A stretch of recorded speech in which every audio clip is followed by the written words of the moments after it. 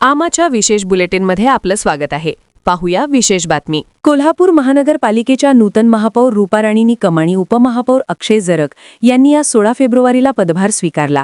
यावेळी उच्च व तंत्रशिक्षण मंत्री चंद्रकांत पाटील, खासदार धनंजय महाडिक, आमदार विनय कोरे आणि महायुतीचे अन्य नेते उपस्थित होते.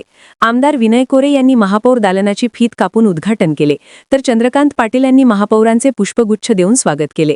यावेळी बोलताना चंद्रकांत पाटील यांनी कोल्हापूर मनपात भाजपचा पहिल्यांदाच महापौर झाल्याचा आनंद व्यक्त केला.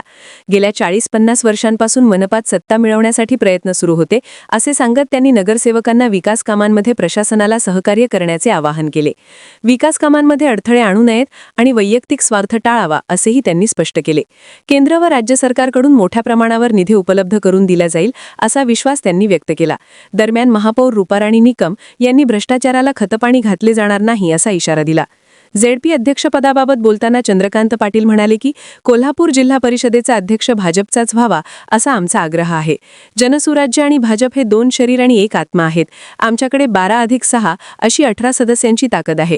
त्यामुळे 18 आणि राष्ट्रवादीच्या 20 जागांमध्ये फारसा फरक नाही असे ती म्हणाले.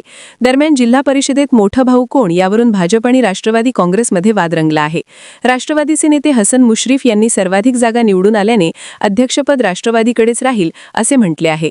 तर खासदार धनंजय महाडिक यांनी मतांचे गणित मांडत भाजपला 3,42,000 मते तर राष्ट्रवादीला 3,41,000 मते मिळाल्याचा दावा केला. त्यामुळे भाजपच मोठा भाऊ असल्याचे त्यांनी नमूद केले. महायुती म्हणून एकत्र बसणार असलो तरी अध्यक्षपद आणि समित्यांमध्ये भाजपला योग्य वाटा मिळालाच पाहिजे अशी भूमिका त्यांनी मांडली. आमा चॅनलला लाईक करा, बातमीला शेअर करा, सबस्क्राईब फॉलो करायला विसरू नका.